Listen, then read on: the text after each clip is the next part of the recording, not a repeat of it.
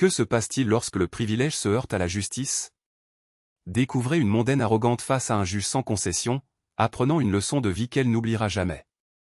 Ce matin-là, la salle d'audience était bondée, bourdonnant de murmures discrets tandis que les gens s'installaient sur leurs sièges. C'était une journée typique au tribunal du comté de Los Angeles, à un détail près, cette audience devait attirer l'attention.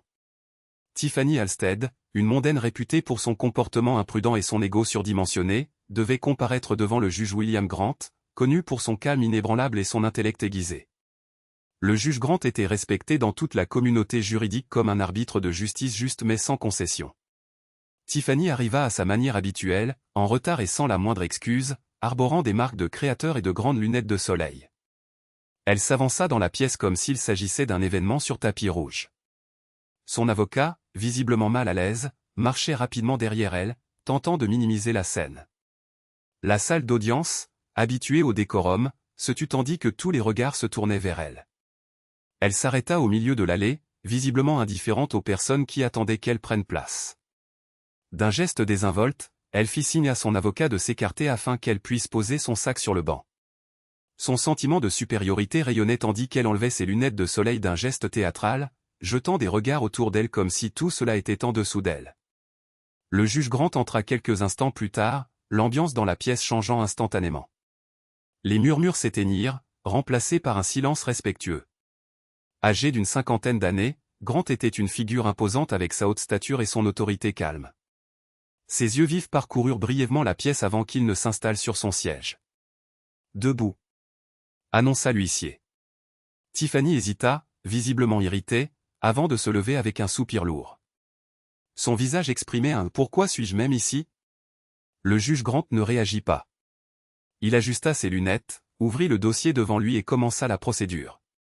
Le cas de Tiffany était assez simple, une série d'infractions de stationnement aggravées par un incident de conduite imprudente qui avait mis en danger un piéton. Mais ce qui aurait pu être une audience de routine était sur le point de prendre une tournure dramatique grâce à l'arrogance de Tiffany. Alors que le juge Grant commençait à exposer les accusations, la posture de Tiffany changea. Elle s'appuya en arrière sur sa chaise, croisa les bras et leva les yeux au ciel, un signe flagrant de manque de respect qui ne passa pas inaperçu. Mais au lieu de réprimander son comportement, le juge Grant poursuivit avec un calme professionnalisme. Son ton était mesuré, ses mots délibérés. C'était comme s'il la mettait au défi de continuer son numéro. La tension dans la pièce commença à monter. Même les habitués les plus chevronnés de la cour se redressèrent un peu, sentant que quelque chose se préparait, mais Tiffany, inconsciente de la tempête qu'elle provoquait, n'avait aucune intention de reculer. Tiffany s'agita sur sa chaise, son irritation devenant plus prononcée à chaque mot prononcé par le juge Grant. Elle commença à tapoter ses ongles manucurés sur la table en bois, assez fort pour que les personnes proches l'entendent. Son avocat se pencha pour lui murmurer quelque chose d'urgent, mais Tiffany le congédia d'un revers de main dédaigneux. La salle, déjà tendue, sembla retenir son souffle lorsque le juge Grant lui demanda de confirmer son identité. Elle leva à peine les yeux. « Ouais, c'est moi, dit-elle, son ton empreint d'indifférence. » Un murmure collectif parcourut la salle. L'expression du juge Grant resta calme, bien que ses yeux s'attardassent sur Tiffany un instant de plus que d'habitude. « Mademoiselle Halstead, commença-t-il, sa voix posée, dans cette salle d'audience, nous adhérons à un certain niveau de décorum. Je vous suggère d'ajuster votre ton en conséquence. » Tiffany esquissa un sourire narquois, comme si les mots du juge étaient une sorte de plaisanterie. Elle se pencha en arrière sur sa chaise, faisant tournoyer une mèche de ses cheveux blonds entre ses doigts. « Bien sûr, votre honneur, dit-elle, sa voix dégoulinante de sarcasme. Des halètements résonnèrent doucement dans la salle. La greffière marqua une brève pause avant de reprendre sa transcription. Même l'avocat de Tiffany enfouit son visage dans ses mains, visiblement mortifié. Le juge Grant, cependant, demeura imperturbable. « Mademoiselle Halstead, dit-il de nouveau, sa voix ferme mais calme, comprenez-vous les charges retenues contre vous aujourd'hui ?» Tiffany leva les yeux au ciel de nouveau, cette fois en soupirant de manière audible. « Honnêtement, non. Je veux dire, ce ne sont que des amendes de stationnement idiotes. » Et quoi, quelqu'un a eu peur parce que j'ai appuyé trop fort sur l'accélérateur? C'est une perte de temps. La salle d'audience se tut. Tous les regards étaient désormais tournés vers le juge Grant, qui referma soigneusement le dossier devant lui. Il retira ses lunettes, les posant délibérément sur le banc. Pendant un instant, il sembla que le temps lui-même s'était arrêté. Mademoiselle Halstead, dit-il lentement, sa voix calme mais portant un poids indéniable, je vous conseillerais de choisir vos mots avec soin à partir de maintenant. La gravité de son ton fit que même les spectateurs les plus désintéressés de la cour se redressèrent, mais Tiffany, toujours inconsciente de la gravité de la situation, haussa simplement les épaules. Quoi? C'est vrai, dit-elle, se penchant en avant cette fois. Ce n'est pas comme si j'avais blessé quelqu'un. Toute cette histoire est ridicule. Mais ce que Tiffany ne réalisait pas, c'est que ces paroles ne tombaient plus dans l'oreille d'un sourd.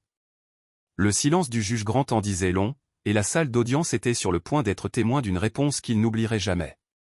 Juge Grant elle s'adossa à son fauteuil, son regard perçant fixé sur Tiffany. La salle demeura silencieuse, le poids du moment écrasant toutes les personnes présentes. Même l'avocat de Tiffany, qui feuilletait nerveusement des papiers, s'arrêta pour jeter un coup d'œil au juge. « Vous trouvez cela ridicule, mademoiselle Halstead » demanda le juge Grant, d'un ton posé, presque conversationnel. Il n'éleva pas la voix, mais l'autorité qui s'en dégageait était impossible à ignorer. Tiffany ricana. « Oui, je le pense. Je veux dire, sérieusement, ce n'est pas comme si j'avais braqué une banque ou quelque chose. C'est juste excessif. » Elle agita la main d'un geste désinvolte, comme pour balayer une nuisance imaginaire. Le juge Grant hocha lentement la tête, joignant les mains sur l'estrade. « Je vois, dit-il. » Son calme ne faisait qu'accentuer le suspense, incitant les spectateurs à se pencher au bord de leur siège. « Laissez-moi vous éclaircir un point, mademoiselle Halstead. Les accusations portées contre vous comprennent non seulement la conduite imprudente, mais aussi la mise en danger de la vie d'un piéton. La loi ne mesure pas la responsabilité par l'ampleur du crime, mais par son impact. Le comprenez-vous? » Tiffany leva les yeux au ciel une fois de plus, marmonnant entre ses dents, « Bien sûr, comme vous voulez. » Le murmure était doux, mais il porta dans le silence de la salle d'audience. Le visage du juge resta impassible, mais un changement s'opéra, un léger plissement de ses yeux, une pause qui annonçait que quelque chose était sur le point de changer. « Mademoiselle Halstead, » commença le juge Grant, sa voix toujours calme, « vous souvenez-vous de l'incident d'il y a 2 semaines? Celui qui vous amène ici aujourd'hui? » Tiffany haussa les épaules, l'air ennuyé. « Un type a mis le pied hors du trottoir. J'ai klaxonné, il s'est écarté. Fin de l'histoire. » Le juge haussa les sourcils. « Fin de l'histoire, dites-vous? » « Oui, dit-elle en croisant les bras. Pas de mal, pas de faute. » Mais le juge Grant n'avait pas terminé. Il tendit la main vers un document posé sur l'estrade, le feuilletant avec une précision mesurée. Puis il s'adressa à la salle d'audience, « Que le procès-verbal indique, dit-il, sa voix empreinte d'autorité, que le piéton en question, Monsieur Édouard Lopez, était un enseignant retraité de 67 ans. Il traversait la rue légalement lorsque mademoiselle Halstead a accéléré dans sa direction, le faisant trébucher et se blesser au poignet. Il a depuis nécessité des soins médicaux et continue de ressentir de la douleur. » Le sourire narquois de Tiffany vacilla pour la première fois. Elle jeta un coup d'œil à son avocat, qui lui chuchota quelque chose, mais elle le congédia d'un nouveau geste de la main. « Je ne l'ai pas frappé, » marmonna-t-elle. Il allait bien. « Mademoiselle Halstead, » poursuivit le juge Grant, dirigeant maintenant toute son attention vers elle, « cela vous semble-t-il être pas de mal, pas de faute? » Mais avant que Tiffany ne puisse ouvrir la bouche pour répondre, le mouvement suivant du juge Grant allait rendre abondamment clair que ses actions avaient des conséquences d'une grande portée. Conséquences, des conséquences qu'elle ne pouvait plus ignorer. Le regard inébranlable du juge Grant resta fixé sur Tiffany, sa voix mesurée alors qu'il poursuivait, « Mademoiselle Holture, votre point de vue sur cette affaire est troublant, non pas à cause des accusations elles-mêmes, mais à cause de votre refus de reconnaître le poids de vos actes. » Tiffany s'adossa à sa chaise, feignant la nonchalance, bien que la tension croissante dans la pièce fût impossible à ignorer. « Écoutez, j'ai dit que je ne l'avais pas frappé. Les gens sont tellement dramatiques de nos jours. » Ce commentaire provoqua quelques murmures d'indignation dans la galerie du tribunal. Le juge Grant tapota légèrement son stylo contre le bureau, marquant une pause avant de reprendre la parole. « Dramatique, répéta-t-il, son ton toujours égal. Voudriez-vous entendre Monsieur Lopez lui-même, mademoiselle Halstead? Car il est présent aujourd'hui dans cette salle d'audience. » L'air se fit épais d'anticipation. La façade confiante de Tiffany vacilla, ses yeux dardant brièvement vers la galerie. Un homme, au deuxième rang, Monsieur Lopez, était assis tranquillement, le bras en écharpe. Son visage buriné ne montrait aucune colère, seulement une sorte de déception silencieuse qui semblait le blesser plus profondément que n'importe quelle parole dure. Tiffany s'agita inconfortablement sur sa chaise, mais sa défiance n'avait pas complètement disparu. « Je suis sûr qu'il va bien, » marmonna-t-elle, bien que sa voix fût dépourvue de sa bravade précédente. Le juge Grant se pencha légèrement en avant, sa présence imposante dominant la pièce. « Mademoiselle Halstead, votre mépris pour la douleur de cet homme en dit long sur votre caractère. Mais il ne s'agit pas seulement de lui, il s'agit du précédent que nous créons lorsque des individus privilégiés pensent être au-dessus de toute responsabilité. » La salle d'audience était si silencieuse qu'on pouvait entendre le léger grattement du stylo de la greffière. Tous les regards étaient tournés vers le juge Grant, attendant de voir ce qu'il ferait ensuite. Puis, avec un calme qui démentait le poids de ses paroles, il dit, « Puisque vous semblez indifférente aux conséquences de vos actions, il est peut-être temps que vous en fassiez l'expérience par vous-même. » Tiffany cligna des yeux, sa bravade précédente s'effondrant. « Qu'est-ce que cela est censé signifier ?» demanda-t-elle, sa voix teintée d'une véritable inquiétude pour la première fois. Le juge Grant ne répondit pas immédiatement. Au lieu de cela, il fit un geste vers le huissier, qui lui tendit une petite liasse de papier. Le juge commença à lire à voix haute, détaillant les amendes, les travaux d'intérêt général obligatoires et la formation de sensibilisation ordonnée par le tribunal que Tiffany devrait suivre. Mais ce ne furent pas les pénalités elles-mêmes qui eurent le plus grand impact, ce fut la manière dont il les prononça, tissant un message puissant sur le privilège, l'empathie et la responsabilité qui découlent de la vie en société. Mais ce qui secoua vraiment Tiffany et toute la salle d'audience fut l'inattendu. La décision finale attendue, le juge Grant en a annoncé une qui rendrait inévitable sa confrontation avec la réalité. Le juge Grant posa les papiers, son regard ferme et inébranlable. Le poids de ses prochains mots semblait emplir la pièce avant même qu'ils ne soient prononcés.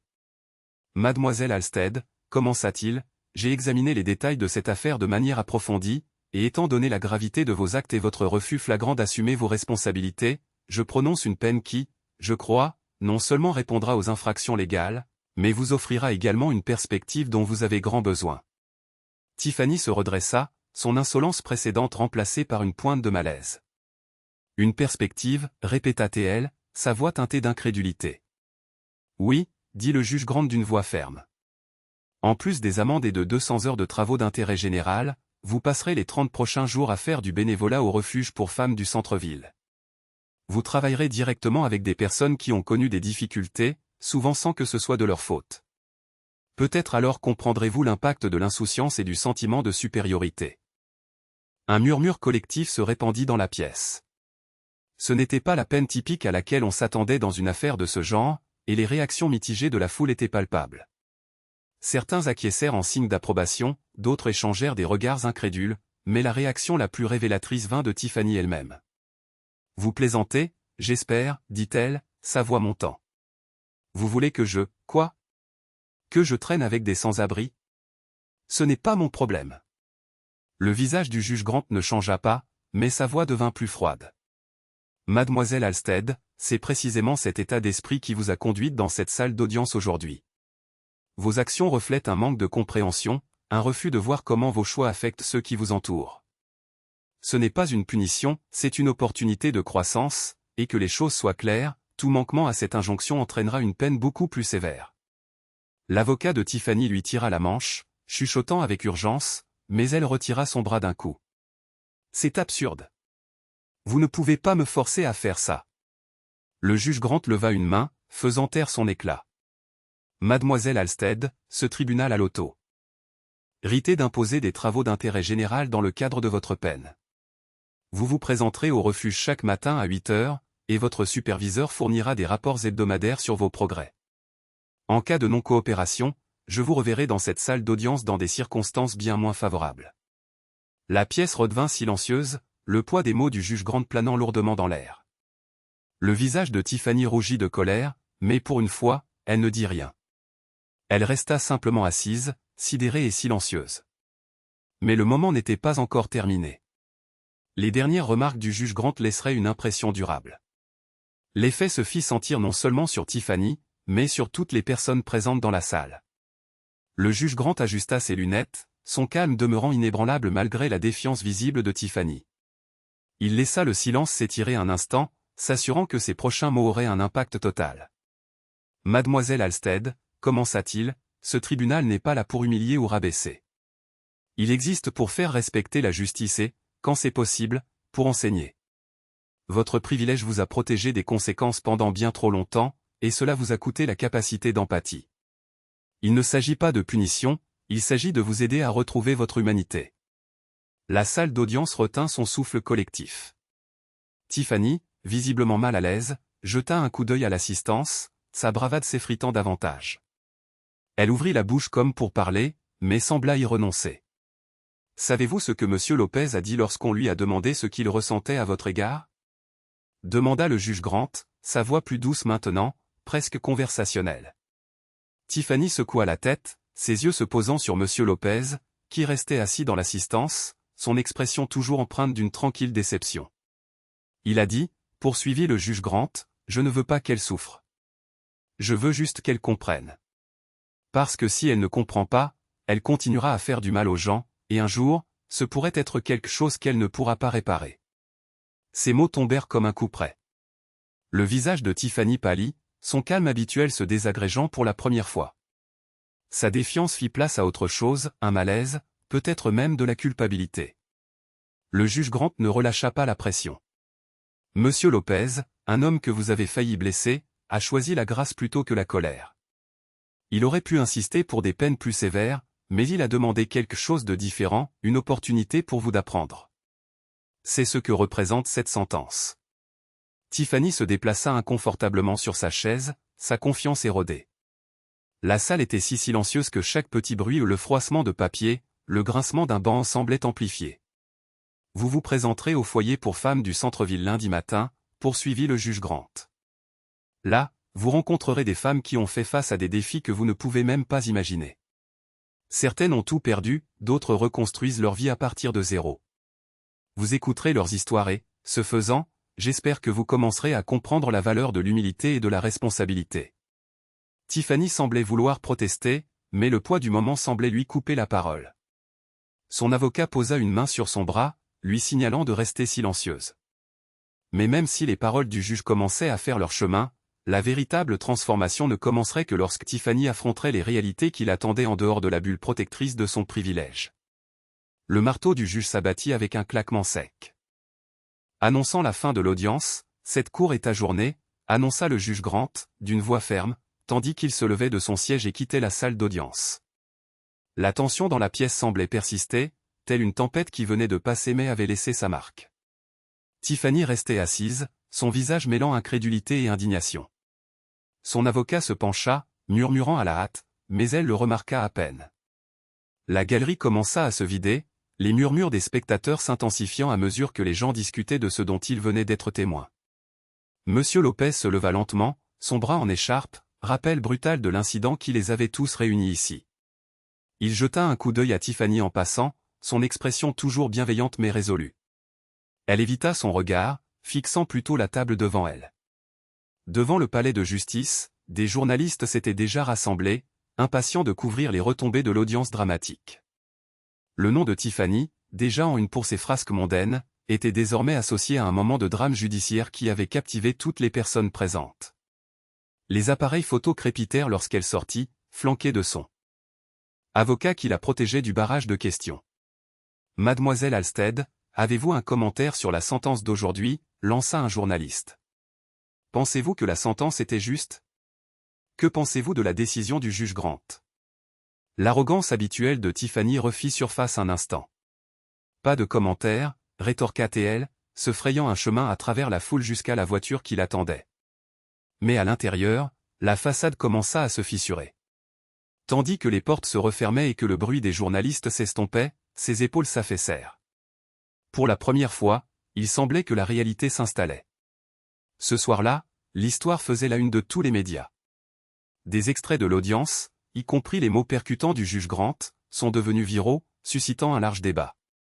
Les réseaux sociaux s'embrasèrent d'opinions, certains louant la décision du juge, d'autres critiquant le comportement de Tiffany. Mais le commentaire le plus poignant vint de M. Lopez, qui fit une brève déclaration devant le palais de justice. Je ne veux pas qu'elle échoue, dit-il. J'espère juste qu'elle apprendra, car quand nous cessons d'apprendre, nous cessons de grandir, et c'est là que nous perdons vraiment.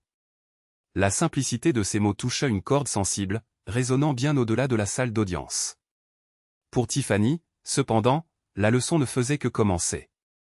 Le lundi se profilait, et avec lui, un monde bien éloigné de ses sacs à main de marquer de son style de vie privilégié. Mais ce que Tiffany allait bientôt découvrir, c'est que le véritable changement ne vient pas du fait d'être dit, il vient de voir, de faire et de ressentir le poids de la réalité de quelqu'un d'autre. Le lundi arriva avec un frisson inconnu pour Tiffany, à la fois dans l'air et dans sa poitrine. Elle se tint. Devant le foyer pour femmes du centre-ville, ses lunettes de soleil surdimensionnées dissimulant l'hésitation dans ses yeux. Le bâtiment était modeste, mais fourmillé d'activités alors que bénévoles et personnel s'affairaient. Pour la première fois depuis longtemps, Tiffany se sentait déplacée. En entrant, le doux murmure des voix et le cliquetis des ustensiles de cuisine l'accueillirent. Une membre du personnel, une femme d'une quarantaine d'années à l'air sérieux et pragmatique, s'approcha d'elle. « Vous devez être Tiffany, dit-elle, son ton amical mais ferme. Bienvenue, commençons. » Les premières heures passèrent lentement. Tiffany fut chargée d'aider à préparer les repas, à servir la nourriture et à nettoyer après. Elle ne parlait pas beaucoup, gardant la tête baissée, sa bravade habituelle ayant disparu. Mais à mesure que la journée avançait, elle commença à remarquer des choses qu'elle n'avait jamais vues auparavant, la gratitude dans les sourires des hôtes du foyer, la camaraderie parmi le personnel et la résilience dans les histoires qu'elle surprenait. Une femme, mère célibataire de 3 enfants, partagea ses difficultés avec Tiffany pendant le déjeuner. Sa voix était calme, mais ses paroles portaient le poids d'années d'épreuves.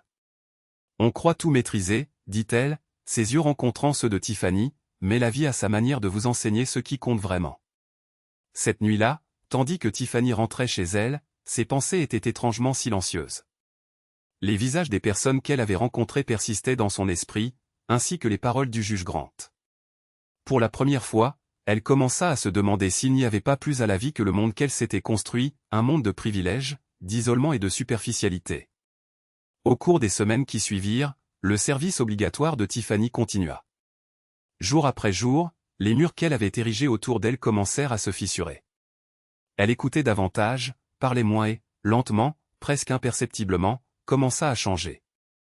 Lorsque sa peine fut terminée, Tiffany se tint de nouveau devant le juge Grant, cette fois une version plus calme et plus introspective d'elle-même. « Merci, dit-elle, sa voix ferme, de ne pas m'avoir abandonné. » Le juge Grant hocha la tête, son visage s'adoucissant légèrement. « Les vrais remerciements viendront lorsque vous prendrez ce que vous avez appris et l'utiliserez pour faire une différence. » Tandis que Tiffany quittait le palais de justice, le soleil brillant de 1000 feux au-dessus d'elle, elle portait une petite mais puissante espérance, une chance de reconstruire non seulement sa vie, mais aussi sa perspective. Et ainsi, le parcours de Tiffany devint un rappel pour tous que le changement est possible, mais qu'il exige humilité, courage et la volonté d'affronter ses propres défauts. Que ferez-vous aujourd'hui pour ouvrir votre cœur et votre esprit aux leçons que la vie a à enseigner? Si cette histoire vous a touché, partagez vos réflexions dans les commentaires et abonnez-vous pour plus d'histoires qui inspirent. La réflexion et la croissance.